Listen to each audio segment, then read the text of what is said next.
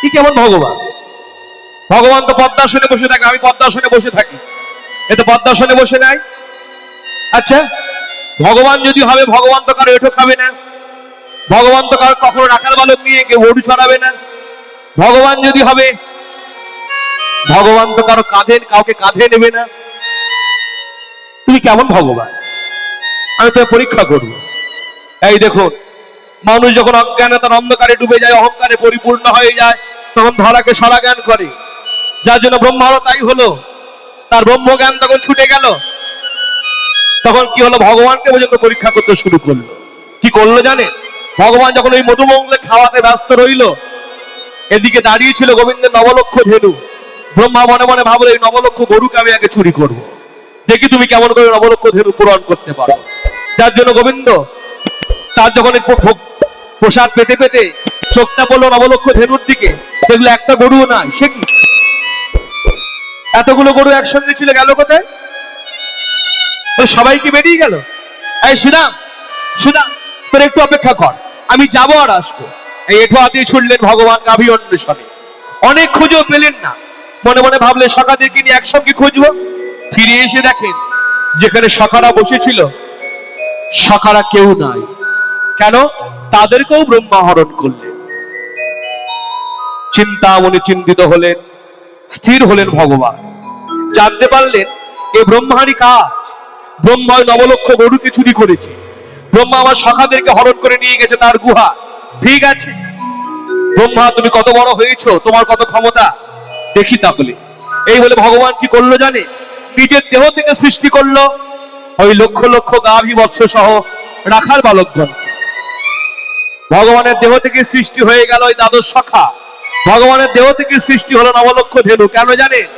বৃন্দাবনের শ্রীদাম সুদাম দাম বসুদাম সখাদের, ওদের মায়েদের একটা ইচ্ছা ছিল যে শ্রীরামকে যেমন করে ভালোবাসি, ওই গোবিন্দকে যদি একদিন আমি আমার কাছে পেতাম, গোবিন্দকেও আমি শ্রীরামের মতো করে আদর করে খাইয়ে দিতাম। সে ভাগ্যকে আমি করেছি। সুদামের মা মনে মনে ভাবছে, ওই গোবিন্দ যদি আমার ছেলে হতো, ওই কৃষ্ণ যদি আমার ছেলে হতো, আমি তো কৃষ্ণকে এমন করে সেবা করতে পারতাম। আজকে সকলের মনের ইচ্ছা পূরণ করার জন্য নিজের দেহ থেকে হয়ে গেল ওই অত রাখাল বালকগণ, ওই অত গুরু বাছুরগণ। সবই কৃষ্ণ। গোটা বৃন্দাবন আজ সব কৃষ্ণ। ফিরে গেলেন গোবিন্দ প্রতিদিনের মতো। ব্রহ্মা কিন্তু আর এলেন না। ঠিক 1 বছর পূর্ণ হওয়ার কিছুটা লাগে, ব্রহ্মা আবার যমুনা পুলিনে এলো। মনে মনে ভাবলো, তাই তো 1 বছর হতে চললো, আমি তো গোবিন্দের গরুগুলোকে হরণ করেছি, আমি তো সখাদেরকে হরণ করেছি, দেখি তো গোবিন্দ এবার একা একা যমুনার তীরে কি করছে। আর ব্রহ্মা এসে কি দেখলো জানে? গোবিন্দ একা নেই, ওই দ্বাদশ সখাই তার সঙ্গে খেলছে। ওই অতগুলো ধেনু এক জায়গায় বাঁধা আছে। আর ব্রহ্মা চিন্তা করতে পারলো না, তাই তো আমি তো সবাইকে হরণ করে রেখেছিলাম আমার গুহা, দেখি তো একবার। ব্রহ্মা গিয়ে দেখলেন যাকে যেমন অবস্থায় রেখেছে ঠিক তেমনি আছে। গুহার মুখে একটা পাথর চাপা দিয়ে রেখেছিল, পাথরটাও তেমনি আছে, শাখারাও তেমনি আছে, গরুগুলো তেমনি আছে। ফিরে এলেন যমুনা পুলিনে। এসে চিন্তা করতে লাগলো, তাই তো, তাহলে এরাই বা কারা? আর ওখানে যাদের হরণ করে রেখেছি এরাই বা কারা? এটি হলো ব্রহ্মবহন লীলা। হঠাৎ ব্রহ্মার নয়নের সামনে ভেসে উঠল ওই লক্ষ লক্ষ গাভী বৎস সহ রাখাল বালকগণ নারায়ণ স্বরূপী। ব্রহ্মা দেখতে পেল ওই গরুগুলো আর গরু নেই, সবই নারায়ণ। ওই রাখাল বালকগণ যারা এতক্ষণ খেলা করছিল গোবিন্দের হাত ধরে, তারা কেউ রাখাল নয়, সবই নারায়ণ। অর্থাৎ কোন নারায়ণ? যেই নারায়ণের নাভি কবল থেকে আমার জন্ম হলো। এই ব্রহ্মা তখন আত্মহংকার দূরীভূত হলো। আছাড়কে বলল ভগবানের আতুল পাদ পদ্মে, পিতা আমি অপরাধী, আমি তোমায় চিনতে পারিনি পিতা, তুমি আমায় ক্ষমা করে দাও। অজ্ঞানতার অন্ধকারে ডুবে তোমায় ভুল বুঝেছি, আমি অপরাধ করেছি, তোমায় পরীক্ষা করেছি, ক্ষমা করবে না? করবে না ক্ষমা? ব্রহ্মা ভগবানের মুখ থেকে কোনো উত্তর পেল না। শুধু ভগবানকে 3 বার প্রদক্ষিণ করে চরণে প্রণাম করে ব্রহ্মা বললেন, অপরাধ ক্ষমা করো প্রভু নারায়ণ, অপরাধ ক্ষমা করো প্রভু নারায়ণ। তোমার নাভি কমলে হয়েছে আমার জনম, নাভি কমলে হয়েছে আমার জনম। ছেলের অপরাধ বাবা না করে গ্রহ,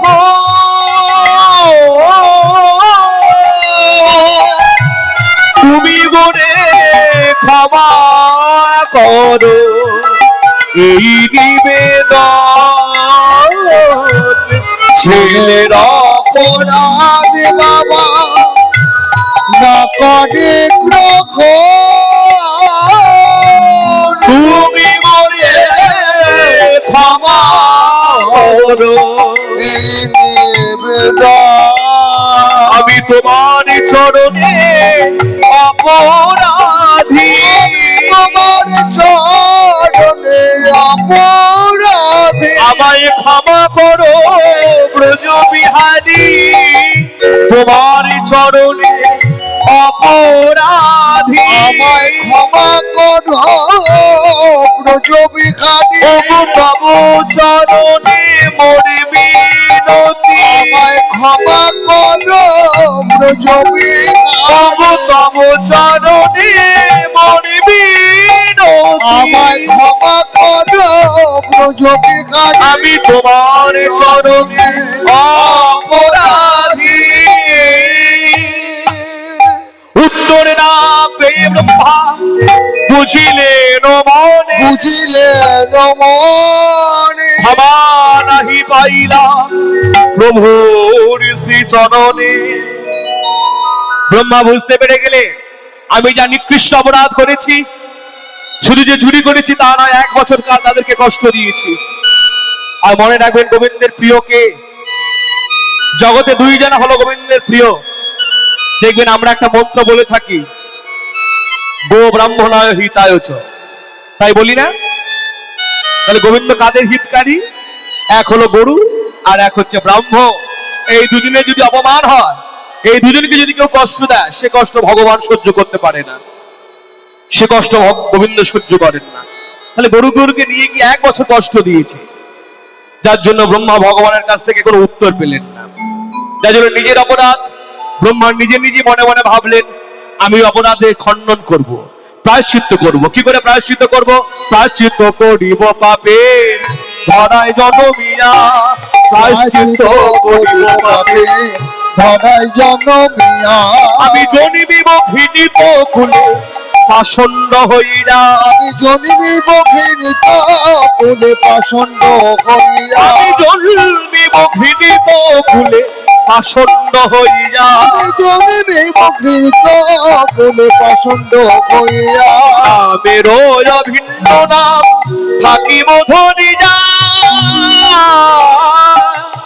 শত শত অত্যাচার থাকিব সহিয়া, আমের অভিন্ন নাম থাকিব ধরিয়া, শত শত অত্যাচার থাকিব সহিয়া, কেমন থাকিবে প্রভু না করে করুণা, মনে থাকিবে প্রভু না করে করুণা, জগতে থাকিবে এক নতুন ঘোষণা, জগতে থাকিবে এক নতুন ঘোষণা। সেই সৃষ্টিকর্তা ব্রহ্মা, চতুর্মুখ ব্রহ্মা, ব্রহ্মলোকের ব্রহ্মা, গোবিন্দের 9 লক্ষ ধেনু আর সখাগণকে হরণ করার অপরাধে তার জন্ম হলো এই ধরাধামে। কোথায়? মুসলমানের ঘরে।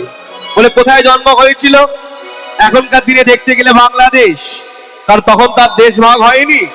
কোথায় জন্মটা হলো? খুলনা জেলার বুড়ন গ্রামে প্রকট হইলা হরিদাস, প্রকট হইলা খুলনা জেলা পুরাণ গ্রামে প্রকট হইলা হরিদাস, যে কত কইলা নামে প্রচারিতে ব্রহ্মা নামে প্রচরিতে ব্রহ্মা ঠাকুর হরিদাস হইলা দিকে দিকে প্রচার করিলা নাম প্রচরিতে ব্রহ্মা হরিদাস হইলা দেখে দেখে নামে প্রচারিলা এলো নামাচার্য ঠাকুর হরিনাম নামাচার্য ঠাকুর হরিদা হরি নামের মহিমা করিলেন প্রকাশ নামাচার্য ঠাকুর হরিদাস নামের মহিমা করিলেন বল বল জয় হরিদাস বলি হারি হরি হরি করিলেন বল প্রচার জয় হরিদাস বলি হারি নামের মহিমা করিলেন প্রচার এলো নামাচার্য ঠাকুর হরিদাস নাম প্রচলিতে ব্রহ্মা জন্ম জেনেলা দেখে দেখে নামে প্রচারেলা খুলনা জেলার বুড়নগ্রাম সোনাইনীল নদীর তীরে কেউ বলে স্বর্ণ নদী কেউ বলে সোনাই নদী কি হলো মা কোথায় যাচ্ছেন চলে যাচ্ছেন নাকি হ্যাঁ বসুন হরিদাস ঠাকুরের জন্ম হলো মুসলমানের ঘরে কিন্তু হলে কি হবে মুসলমানের আদব কায়দা কিছু জানে না তাহলে পূর্বজন্মের সংস্কার হয়ে গেছে যে দেখবেন কোন কোন ছেলেকে খুব অল্প বয়সে গলায় মালা ধারণ করে তিলক সেবা করে প্রসাদ ভোজি হয়ে যায় আছে না এরকম খুব অল্প বয়সী হয় তো এদের এত কম বয়সী হলো কি করে শুধু কি বাবা মার জন্য না মনে রাখবেন সংস্কারটা আগে থেকে হয়ে আছে গত জন্মে যেখান থেকে ছেড়ে দিয়েছে এবার জন্মে সেখান থেকে শুরু হয়েছে যার জন্য মনে রাখবেন একদিন দেবর্ষিপাদ নারদ তার তো মনে মনে খুব অহংকার যে ভগবানকে আমি খুব ভালোবাসি একদিন ভগবান নারায়ণ দেবর্ষিপাদ নারদকে বলছে নারদ এসো তোমাকে এক জায়গায় নিয়ে যাই এই নিয়ে যাচ্ছে যেতে যেতে যেতে যেতে দেখছেন এক জায়গায় বিশাল এক পাহাড় ভগবান নারায়ণ নারদকে দেখাচ্ছেন বিশাল এক পাহাড় সেটা কিসের পাহাড় বলছে হাড়ের পাহাড় শুধুমাত্র হাড় তখন নারদ বলছে প্রভু এই এত হাড় এই কাদের তখন ভগবান নারায়ণ বলছে জানো নারদ এই কাদের নয় বলো কার মানে এই এতগুলো হাড় কি একজন মানুষ সে বললে হ্যাঁ বলে কার হাড় বলে এগুলো হচ্ছে একা ধ্রুব ধ্রুব কত জন্ম সাধনা করেছে কত জন্ম দেহটা তার ক্ষয় হয়েছে তারপর এই জন্ম আমাকে একটু তাড়াতাড়ি পেয়েছে অতএব সাধনা কখনো একজনের নয় সাধনার স্তর আছে সাধনা করতে করতে করতে করতে গত জন্মে যেখান থেকে শেষ হয়েছে এই জন্মে তাড়াতাড়ি হয়ে গেছে যার জন্য খুব তাড়াতাড়ি পেয়ে গেছে আর একটা কথা আপনাদের বলে রাখি আমাদের এত বড় উৎসব আমার বলার অপেক্ষা যদিও রাখে না কারণ আমি এই নিয়ে 3 বছর এলাম আর আপনারা তো বহুদিন থেকে আসছেন হ্যাঁ এই হরিসভায় এবং আপনারা সকলেই জানেন এত ভক্ত সেবা হ্যাঁ এই যে কীর্তন আমরা কত দূর দূর থেকে আসি নদিন যাবি যে কীর্তন বড় কম কথা নয় তো আমাদের মূল পাথে হচ্ছে মূল বিষয় হচ্ছে ভিক্ষা তাই আমরা যাব আঁচল নিয়ে আপনাদের সামনে হ্যাঁ আপনারা যার যতটা আপনারা পারবেন গৌর গোবিন্দ চরণে দিয়ে রাখবেন কারণ এখানে যতটুকু দিয়ে একবার সেটি হচ্ছে জমা আর যে কিছু যা কিছু আমরা করি সবকিছু খরচের খাতায় অতএব আমরা ভিক্ষার আঁচল নিয়ে যাব আপনাদের কাছে হ্যাঁ আপনারা কিন্তু গৌর গোবিন্দ চরণে ভক্তি সহকারে ভিক্ষা দিন আমি ভাষাটা এইভাবেই বলবো ভক্তি সহকারে যার যতটা উঠবে আপনারা দিয়ে রাখুন এখানে নিতাই গৌর সীতানাথ প্রেমানন্দে হরি হরি। কি যেন বলছিলাম ভুলে গেলাম কি বলছিলাম মা কোন কথায় ছিলাম আমরা হরিদাস ঠাকুর জন্ম নিলেন মুসলমানের ঘরে কিন্তু হলে কি হবে তিনি তার ইষ্টের কথা ভুলেননি সংস্কারের কথা ভুলেননি মুসলমান ছেলে হলে কি হবে মুসলমানের আদব কায়দা তো কিছুই নাই মসজিদে যায় না নামাজ পড়ে না কোরআন পাঠও করে না হিন্দুদের মন্দির দেখলে করে প্রণাম তুলসী বৃক্ষ দেখলে করে শ্রদ্ধা কোন তুলসী বৃক্ষ যদি দেহ রাখে তাকে তুলে এনে টুকরো টুকরো করে মালা গাঁথি নিজের গলায় পড়তে চায় আর মুসলমান ছেলেদের নিয়ে কি করে জানে মুসলমান পাড়ায় পাড়ায় ঘুরে ঘুরে ওই হিন্দুদের বৈষ্ণব পদাবলী হিন্দুদের হরিনাম নিজেও কণ্ঠে গায় সকলকে গাইয়ে গাইয়ে বলে ভাই আমার সঙ্গে সবাই মিলে গাও ভজ মন রাধে গোবিন্দ গোপাল ভজ মন রাধে গোবিন্দ গোপাল ভজ মন রাধে গোবিন্দ গোপাল ভজ মন রাধে গোবিন্দ গোপাল গিরি বড়ধারী কুঞ্জ বিহারী গিরি বড়ধারী কুঞ্জ বিহারী গিরি বড়ধারী কুঞ্জ বিহারী গিরি বড়ধারী কুঞ্জ বিহারী ব্রজ জীবন নন্দলাল ভজমন রাধে গোবিন্দ গোপাল হরি হরি বল ভজ মন রাধে গোবিন্দ গোপাল ভজ ভজমন রাধে গোবিন্দ গোপাল ও যে গোপ কিশোর গোপীচিত চোর কিশোর গোপীচিত চর সে যে গোপ কিশোর গোপীচিত চোর কিশোর গোপীচিত চর এ যে নটবা বড় জোড়া খাল হে মুরলি বাজাবে ধবলি চড়াবে মুরলি বাজাবে ধবলি চড়াবে সে মুরলি বাজাবে মুরলি বাজাবে মুরলি বাজাবে মুরলি বাজাবে ধবলি চড়াবে গলে দোলে বন ফুলমান রাধে কৃষ্ণ গোবিন্দ গোপাল ভজবন রাধে গোবিন্দ গোপাল ভজবন রাধে গোবিন্দ গোপাল মন রাধে গোবিন্দ গোপাল ভজমন রাধে গোবিন্দ গোপাল ভজমন রাধে গোবিন্দ গোপাল হে দ্বারকাধীশ জয় জগদীশ দ্বারকাধীশ জয় জগদীশ দ্বারকাধীশ জয় জগদীশ জয় জয় দেবকী দুলাল হে ভুবর হারি জয় কংসারি পুষ্কৃত বিনাশ ভয়াল হে যোগী জন দুর্লভ জয় রাধা বল্লভ জন দুর্লভ জয় রাধা বল্লভ যোগী জন দুর্লভ জয় রাধা বল্লভ দুর্লভ জয় রাধা বল্লভ শ্রী রাধিকা প্রেমে মাতোয়াল শ্রী রাধিকা প্রেমে মত হে কৃষ্ণ দাস প্রভু মোহে কৃপা কি কৃষ্ণ দাস প্রভু হে কৃষ্ণ দাস প্রভু কৃষ্ণ দাস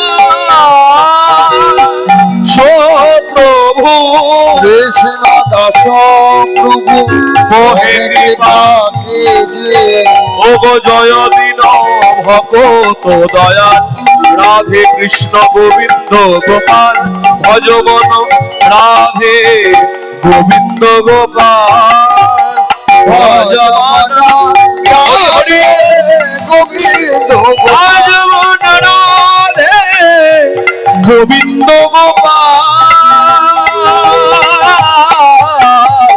ভজমন রাধে গোবিন্দ গোপাল ভজমন রাধে গোবিন্দ গোপাল রাধে গোবিন্দ গোপাল রাধে গোবিন্দ গোপাল আয় বন্ধ করো হরিনাম স্তব্ধ হ আমি গোড়ায় খাকাছি। এত বড় স্পর্ধা, মুসলমান পাড়ায় পাড়ায় মুসলমান ছেলেদের নিয়ে হেদোয়ানি। কি নাম তো? আমার নাম হারেশ। হেদোয়ানি করিস কেন? এরপর যেন কোনোদিন না দেখি মুসলমান পাড়ায় পাড়ায় হেদুদে দেবতার নাম করতে। হুজুর, এই যে অভ্যাস হয়ে গেছে, বলইতে কৃষ্ণ নাম, নাচে তুণ্ড অবিরা। বটে বটে, এত বড় স্পর্ধা, আমি গোড়ায় গেছি, আমার সামনে দাঁড়িয়ে হেদুয়ানি। এরপর যদি আর কোনোদিন দেখি হেদুয়ানি করতে, চাবুক মেরে তোর এই নাম বন্ধ করে দেবো। হুজুর, আমায় চাবুক মারবে, বন্ধ করে দেন আমার মুখ। শুনুন হুজুর, এই মুখ যদি বন্ধ করে, বন্ধ করবেন আমার রসনা, আর রসনাও যদি বন্ধ করে, আমার জিহ্বাও যদি বন্ধ করে দেয়, আমার প্রাণ তো বন্ধ করবি না। এই যে অভ্যাস হয়ে গেছে, বলইতে কৃষ্ণ নাম, নাচে তুণ্ড অবিরাম। হরিনামের এমন গুণ না হুজুর, হরিনামকে হরি বল বলাতে হয় না, এই জিহ্বাকে বলতে হয় না তুই হরিনাম কর। এই জিহ্বা আমার আপনিই নাচে। বটে, এত বড় স্পর্ধা, কার সামনে দাঁড়িয়ে কি কথা বলছিস এখনো বোধ না? বেশ, বয়স কম, প্রথমবারের জন্য ক্ষমা করে দিলা। এরপর যেন আর কোনোদিন না দেখি হিদুয়ানি করতে। মুসলমানের ছেলে মসজিদে যাবে, নামাজ পড়বে, কোরআন পাঠ করবে, আল্লাহ দোয়া গাইবে, ক্ষমা করে দিলাম। এই প্রথমবারের মতো হরিনামে বাধা পেল জন্মস্থানে, যার জন্য ঠাকুর হরিদাস মনে মনে ভাবলেন, এই স্থানে একবার যখন আমি বাধা পেলাম, কিছুদিন পর আমি আবার বাধা পাবো না। না, আমি এখানে থাকবো না, এই স্থানে থাকলে আমি হরিনাম করতে পারবো না, আমার হরিকে ভুলে যেতে হবে। অতএব আমি স্থান ত্যাগ করব। ওই ছোট্ট বয়সে জন্মভিটা ত্যাগ করলো, বাবা মাকে ত্যাগ করলো, করে তিনি চলে এলেন ওই বনগা বেনাপোলের জঙ্গল। বিভিন্ন দেশ ঘুরতে ঘুরতে ঘুরতে ঘুরতে, বিভিন্ন গ্রাম ঘুরতে ঘুরতে যখন তিনি এসে পৌঁছলেন ওই বনগার বেনাপোলের জঙ্গলে, তখন তিনি প্রায় পূর্ণ যুবক। এই যুবক অবস্থায় আর একজনের জমিদারিতে স্থান পেল, নির্জন একটি জায়গা বেছে নিল, যার জমিদারিতে এসে দাঁড়ালেন তিনি হলেন রাজা রামচন্দ্র খাঁ। তার জমিদারিতে এসে হরিদাস ঠাকুর মনে মনে ভাবলেন, এই নির্জন স্থান, এই গাছের নিচটা আমি বেছে নিলাম, আমি এই স্থানে হরিনাম করব, আমি এই স্থানে থেকে আমার প্রভুকে ডাকবো। যার জন্য হরিদাস ঠাকুর ওই জায়গাটাকে বেছে নিলেন। জয় রাধা রমণ, জয় কুঞ্জ বিহারী, জয় রাধা রমণ, জয় কুঞ্জ বিহারী, জয় জয় রাধা রমণ, জয় কুঞ্জ বিহারী, জয় রাধা রমণ, জয় কুঞ্জ বিহারী, জয় যশোদা নন্দন, জয় যশোদানন্দন, জয় জয় যশোদা নন্দন, গোবর্ধন গিরিধারী,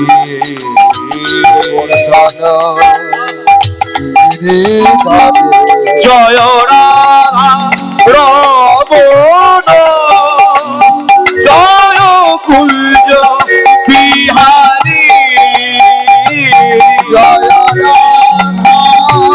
রাধা রমণ, জয় কুঞ্জ বিহারী, জয় ললিত নিরদল, জয় জয় শ্যাম সুন্দর, আমার আমার মদন মোহন অংশীধারী, ললিত নিরদল, জয় শ্যাম সুন্দর,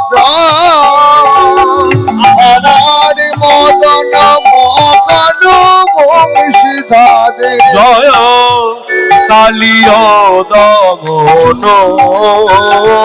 জয় কালিয় দমন জয় জয় কালিয় দমন কালিয় দমন গোপী জন হৃদি বিহারী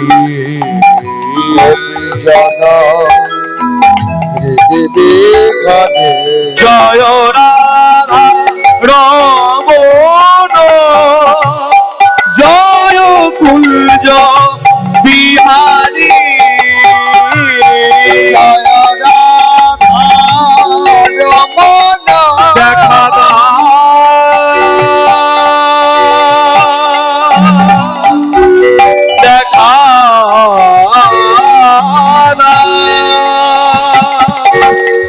দেখা দেখা দেখা দেখা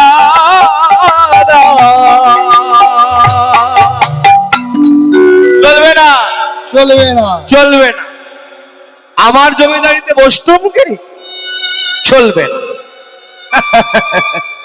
আমি রাজা রামচন্দ্র খাঁ বুঝলে নায়েব হ্যাঁ শুনতে পাচ্ছ আমার কথা বলুন বলুন আমার জমিদারিতে সব চলবে না চলবে না চলবে না কি চলবে না বুঝতে পেরেছ হেদুয়ানি হেদুয়ানি হ্যাঁ ওই যে হরিনাম শোনো বলো ওই এক বাটা সাধু হয়ে যেতে আমার বেনাফলে জঙ্গলে হ্যাঁ ওই বাটা সাধু না বাটা ভণ্ড আমার জমিদারি দখল নিতে চা শোনো একটা কথা বলি বলো ওই সাধুকে যেমন করে হোক এখান থেকে দাঁড়াতে হবে কেন জানো বলুন যদি একবার গ্রামের লোকের ভালো লেগে যায় তাহলে ওইখানেই কিন্তু আশ্রম মঠ মন্দির গজিয়ে উঠবে হ্যাঁ বুঝতে পেরেছো ঠিক বলেছেন ওকে যেমন করে হোক ভণ্ড বলে প্রমাণ করতে হবে কিন্তু এখন উপায় উপায় আছে উপায় আছে ইন্দ্রদেব মেনকাকে পাঠিয়ে বিশ্বামিত্রে ধ্যান ভঙ্গ করেছিল আমারও আছে লক্ষ্য হীরা ওই লক্ষ্য হীরাকে পাঠিয়ে ওই সাধুর বৈরাগ্য ধর্ম নাশ করবো যাও লক্ষ্য হীরাকে তলব করো বড় জমিদার বসে ডেকেছে এই রাজা রামচন্দ্র খান বড় জমিদার তার জমিদারিতে ঠাকুর হরিদাস এসেছেন ভজন করবেন বলে কিন্তু জমিদারিতে সহ্য হয় না দেখবেন ভালো লোককে আমরা মর্যাদা কম দিই আর খারাপ লোককে বুকে টেনে তুলে নিই হরিনাম করতে গেলে এই পথে অনেক বাধা যার জন্য লক্ষ্য হীরাকে খবর পাঠাতে লক্ষ্য হীরা ছুটে এলেন হুজুর আমায় স্মরণ করেছেন সোনা লক্ষ্য হীরা তোমাকে আমি বহুমূল্য রত্ন দিয়ে আর গ্যাটের করি খরচা করে তোমায় আমি রেখেছি কেন জানো আমাকে নাচ গান দেখাবার জন্য কিন্তু আজ থেকে 3 দিন আমাকে নাচ গান দেখাতে হবে না আমার এই জমিদারিতে একবারটা সাধু এসেছে যত দিন যাচ্ছে তত ভিড় বেড়েই চলেছে জানো আমি চাই এই 3 দিন ওকে এমন নাচ গান দেখাবে ওই সাধু যেন ভণ্ড বলে প্রমাণিত হয় শোনো ওই বেনাপোলে জঙ্গলে সাধু এসেছে রাত্রির বেলা যেও যেন খবরদার দিনের বেলা যেও না লক্ষ্য হীরা বললেন হুজুর আমাকে দেখে কত রাজা ভুলে যায় শুধু একবার ঠমক দিয়ে গিয়ে দাঁড়াবো জানেন হুজুর ওই সাধুর ভজন সাধন কোথায় চলে যাবে তাহলে কখন যাবে হীরা এই যে বললেন রাত্রির বেলা যেতে বেশ জঙ্গলের পর একটা পাইক সঙ্গে দিই না না হুজুর আমি একাই যাব আগে তার সঙ্গে সঙ্গ হোক তারপর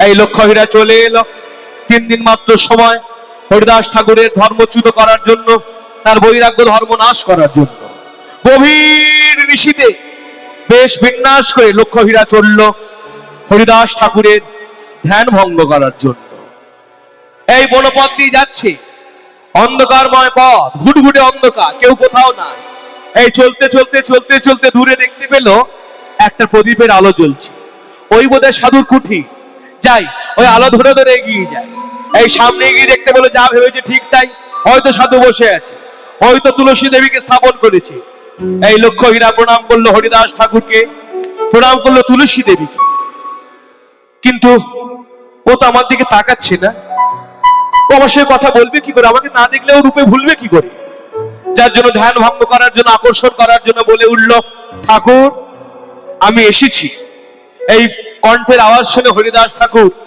একবার শুধু তাকালেন তাকে হরিদাস ঠাকুরকে একবার লক্ষ্মীরাকে একবার দেখে ইশারায় বললেন, বসো। হাতে নামের মালাটা দেখি আরো ইশারা করলেন, নাম সংখ্যা পূর্ণ হোক, নিশ্চয়ই তোমার সঙ্গে কথা বলবো, তোমার মনোবাঞ্ছা পূর্ণ করব। লক্ষ্মীরা মনে মনে ভাবলো, বেশ, উনি যখন বসতে বলেছে আমিও ওকে মর্যাদা দিই, আমিও বসে যাই। এই লক্ষ্মী যে বসে বললো প্রথম দিন, এই বসাটাই কাল হয়ে গেল সাধুর কাছে। কেন? এই হরিদাস ঠাকুর তার ভজন আনন্দে মগ্ন। শোনো গায়ের নরনারী, আমার কথা শোনো, আমায় ঘিরে নীরবে দাঁড়ায়েছ কেন? জীবনের প্রতি শ্বাসে রবে নামের স্মরণে, কভু বা মানুষে হবে কভু উচ্চারণে। নারীকে জানিবে মা, ঐশ্বর্যকে জানিবে মাটি, সদা সত্য উচ্চারিবে হবে বাহির ভিতর খাঁটি। এই রূপে শুদ্ধ হয়ে নামে করো সারা জীবন ভরে, হরে কৃষ্ণ কৃষ্ণ কৃষ্ণ হরে হরে, হরে কৃষ্ণ কৃষ্ণ কৃষ্ণ কৃষ্ণ হরে হরে।